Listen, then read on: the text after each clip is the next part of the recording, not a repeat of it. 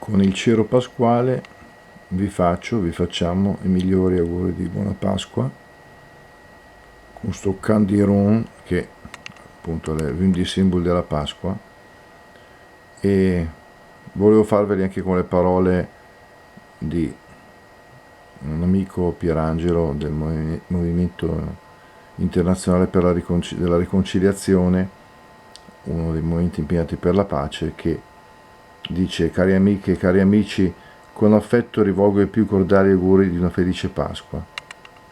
Ma se penso alla situazione del mondo, mai come quest'anno, mi è difficile sentire la gioia della Pasqua.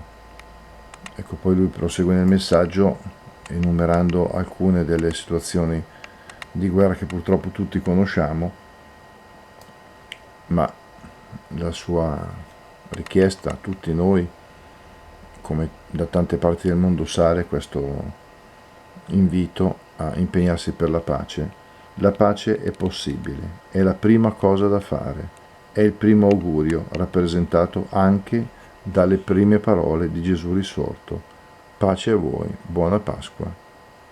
Ciao a tutti.